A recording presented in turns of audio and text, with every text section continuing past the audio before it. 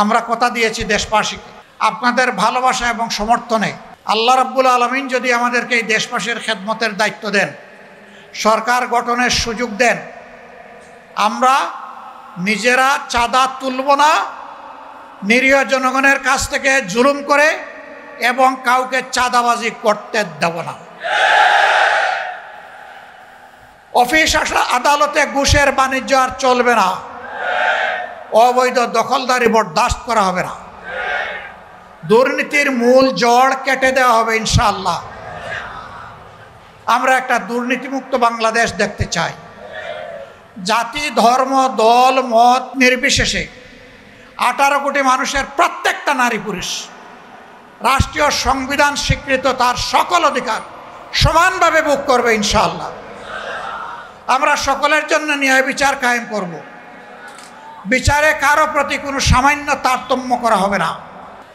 আমাদের শ্রমিক ভাই বোনদেরকে নিজেদের ন্যায্য দাবি আদায়ে রাস্তায় নেমে আর জীবন দিতে হবে না।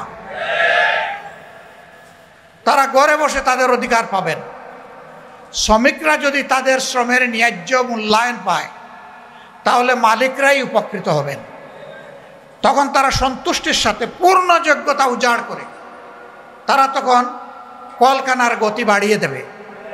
এতে মালিকরাই উপকৃত হবে। শ্রমিক টকাইয়া কোনো মালিক বাঁচবেন না। শ্রমিক মরলে আপনার ইন্ডাস্ট্রি বা কারখানারও মৃত্যু হতে বাধ্য। আমরা এখানে শ্রমিক মালিক সংঘাত চাই না। আমরা চাই শ্রমিক মালিক পরস্পরের সহযোগী, পরস্পরের ভাই। আমরা এই সমর্মিতা, সহযোগিতার ভাবটাই আমরা এখানে স্থির করতে চাই।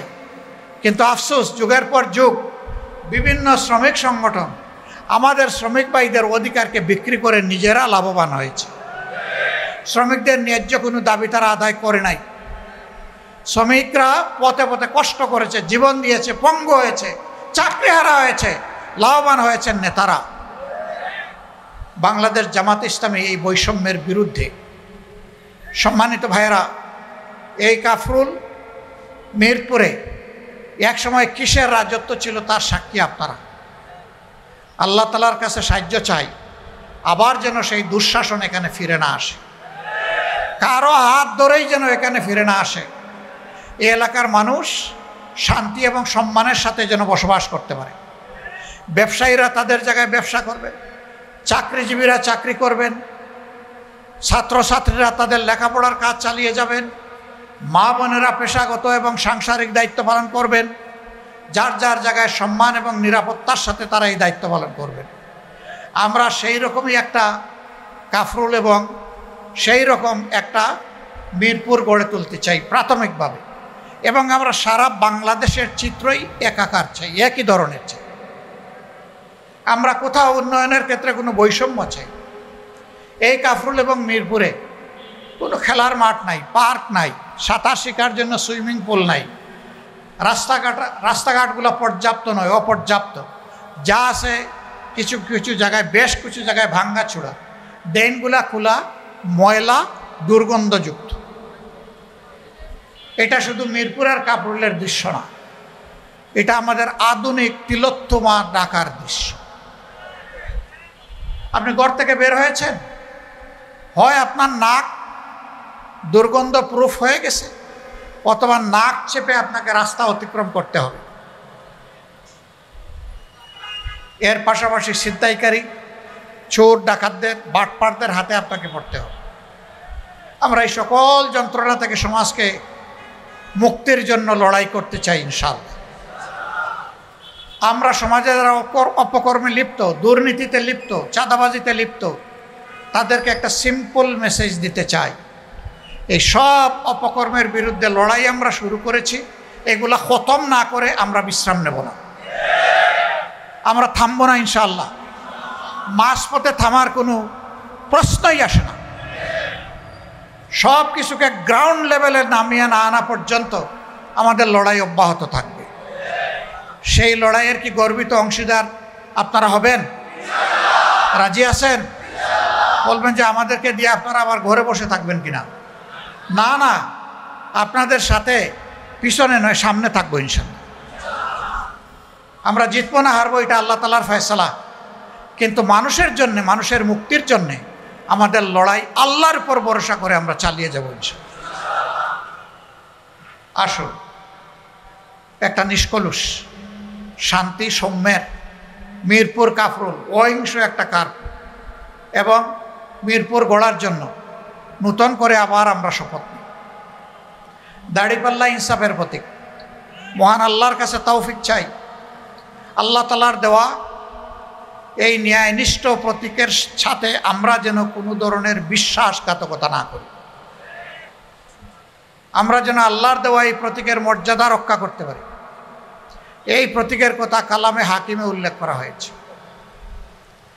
ইন্নাল্লাহা ইয়া'মুরুকুম বিল আদলি ওয়াল ইহসান। আল্লাহ তাআলা তোমাদেরকে নিশ্চিতভাবে নির্দেশ দিচ্ছেন তোমরা সমাজে ন্যায় বিচার সুবিচার কায়েম করো।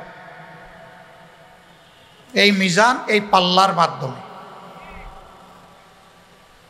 টেস্ট, তোমরা পাল্লায় সঠিক ওজন করো। এই ওজনের মানে শুধু মাল ওজন করা, মালের ওজন এবং মানুষের অধিকারের ওজন, সব কিছু এই পাল্লায় হবে ইনশাআল্লাহ। আপনারা দোয়া করবেন, কষ্ট করে এসেছেন, বৃষ্টির মধ্যে আইসা দেখি এখানে বলা হচ্ছে দাড়িপাল্লার প্রতীকের স্লোগান, কিন্তু সবার মাথায় দেখি একটা করে চেয়ার, কারণ উপর থেকে বৃষ্টি পড়ছে এই জন্য। এখন আল্লাহ তাআলা রহম করেছেন, চেয়ার এখন আমাদের কোমরের নিচে চলে গেছে, এখন আর মাথার উপরে নাই। আল্লাহ রাব্বুল আলামিন আমাদের সবাইকে দেশের জন্য, মানুষের জন্য, আল্লাহর জন্য, আল্লাহর দ্বীনের জন্য, মানবতার জন্য, দেশের জন্য, বিদেশের জন্য, মানবতা যেখানে এই দুঃখে দুঃখে মরছে সবার জন্য আমরা যাতে কাজ করতে পারি সেই তৌফিক আল্লাহ আমাদেরকে দান। সোনার বাংলাদেশ, নতুন বাংলাদেশ, স্বপ্নের বাংলাদেশ, শহীদদের বাংলাদেশ, জুলাই যোদ্ধাদের বাংলাদেশ, 18 কোটি মানুষের প্রাণের বাংলাদেশ গড়ার জন্য আল্লাহ তাআলা বাংলাদেশ জামাত ইসলামকে কবুল করুন। আমরা একা ক্ষমতার স্বাদ নিতে চাচ্ছি না, ক্ষমতার কোনো স্বাদই নিতে চাচ্ছি না। কোনো চাঁদাবাজি চলবে না, আমরা কোনো চাঁদাবাজ দেখতে চাই না। আমরা অফিসে যারা দায় দায়িত্ব পালন করছেন তারা এই নতুন বাংলাদেশে ঘুষ খাবেন এটাও আমরা দেখতে চাই না। হ্যাঁ, আমরা চেষ্টা করেছি আমাদের সহকর্মীদেরকে নিয়ন্ত্রণ করতে, এর মাঝে কেউ ব্যতিক্রম করলে ছাড় দেই নাই। 2-1টা ব্যতিক্রম হয়েছে, কঠোরভাবে তাদেরকে ধরা হয়েছে, ব্যবস্থা নেওয়া হয়েছে। কিন্তু আলহামদুলিল্লাহ বাংলাদেশের আপামর জনতা সাক্ষী যে আজ বাংলাদেশ জামাতে ইসলামী চাঁদাবাজ দল হিসাবে কুপরিচিতি লাভ করে নাই, বরঞ্চ নিরীহ জনগণের পাশে, ব্যবসায়ীদের পাশে দাঁড়াতে গিয়ে, ফুটপাতের আমার ক্ষুদ্র হকার ব্যবসায়ী ভাইদের পাশে দাঁড়াতে গিয়ে বহু জায়গায় আমাদের মানুষ সন্ত্রাসীদের হাতে, চাঁদাবাজদের হাতে আহত হয়েছে। হ্যাঁ, এটি নিয়ন্ত্রণ করার দায়িত্ব সরকারের। আমরা তো সরকারের কেউ না, আমরা সরকারকে দাবি জানিয়েছি, কিন্তু এই সরকার কিছুই করতে পারেনি।